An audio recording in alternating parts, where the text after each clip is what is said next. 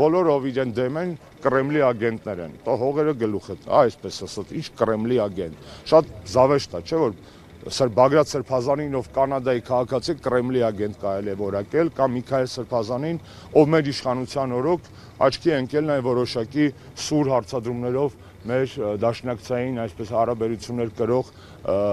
գործընկերության նկատմամբ, այսինքն ակնհայտ է, չէ՞ որ սուտ է, այլ մնացածի մասին էլ դնում են մի կողմ։ Այդ արևմուտքը չի տենում, որ Նիկոլը իրենց ասում է Կրեմլի ագենտներ են բռնում, հետո գնում է Կրեմլի տիրակալի մոտ եւ այն մանրամասերը, որ իրեն հասանել են այդ պահին, մեծ հաճույքով փորձում է, այսպես ասած, դիպչել եւ հաջողանալ։ Միթե դա չի երևում, իհարկե երևում է։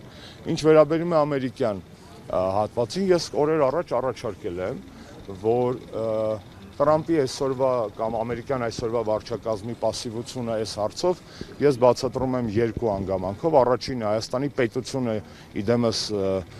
կառավարիչների ռեժիմի այդ հարցը չի բարձրացրել բավարար չափով, եւ երկրորդը թողներվի ինձ այս համարձակությունը, բայց սա բացարձակ ճշմարտություն է։ Գործող դեսպանը, որը այստեղ էր եւ որին վերջերս լուր ստացանք, որ հանելու են, նա հին վարչակազմի դեսպան էր, հին արժեհամակարգ կրող եւ բնական է, որ այս հարցերով այդքան ակտիվություն չէր ցուցաբերի, նա փորձում էր հարմարվել եւ ապահովել սեփական ծառայության շարունակականությունը։ Ես հուսով եմ ամերիկյան նոր դեսպանը կկրի նոր վարչակազմի արժեքները առնվազն այս իմաստով, հա, քրիստոնեության, բարոյագիտության,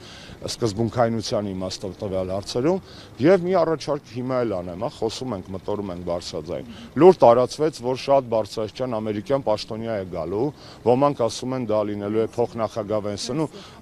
պաշտոնապես Վենսի անունը չի տրվել, ես դրա համար զերծ կմնամ կոնկրետ իր անվանշ, բայց եթե գալու է շատ բարձրաստիճան ամերիկյան պաշտոնյա փետրվար ամսին, հրաշալի առիթ է հայ հավատացյալ ժողովրդի համար բարձրաձայնելու նաև քրիստոնյաների նկատմամբ շարունակվող հալածանքների մասին։